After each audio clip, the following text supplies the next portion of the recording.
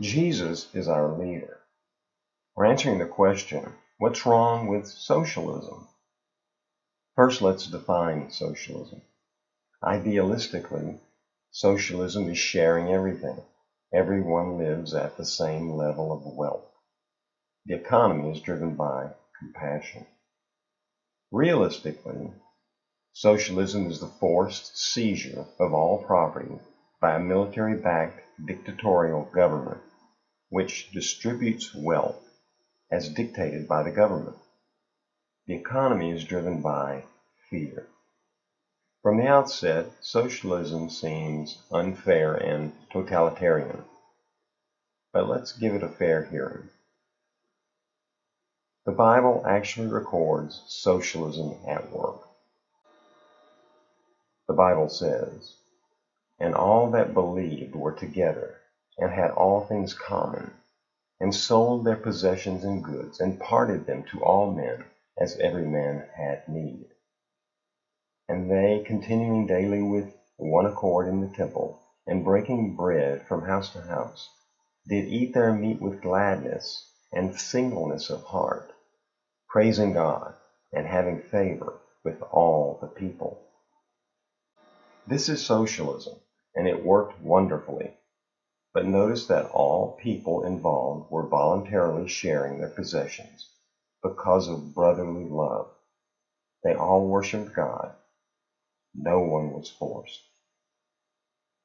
There were other people in the same city not participating.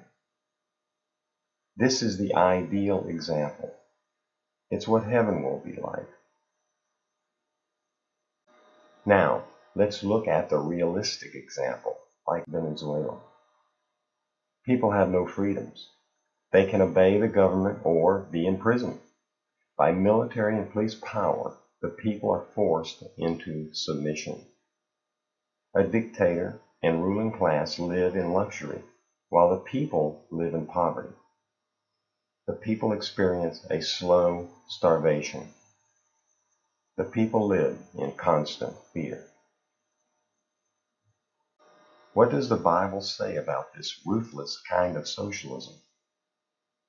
Forced socialism is a violation of the Ten Commandments.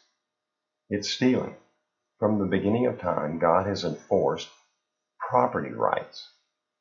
Remember his unchanging command, "Thou shalt not steal." God spoke this commandment, and Jesus reaffirmed it. Satan didn't like that commandment, and he tried to steal God's throne in heaven. As a result, war broke out in heaven, and Satan lost. Satan was ejected from heaven and imprisoned on earth. How sad for us. So, if you want socialism, go right ahead and do it. Share your stuff. However, never force anyone else to participate. If you do, you'll be morally incorrect and you'll be breaking God's eternal law. The problem is that most rich people will not voluntarily give all their property away. Historically, most socialists form a totalitarian government and then steal the wealth they pretend to redistribute. Hence, a compassionate but godless socialism on this earth is not realistic.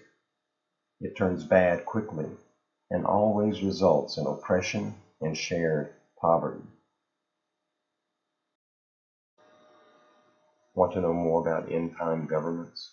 Read the book, Try the Spirits, and visit the website, biblesite.com. Want a leader that's fair and truthful? Try Jesus.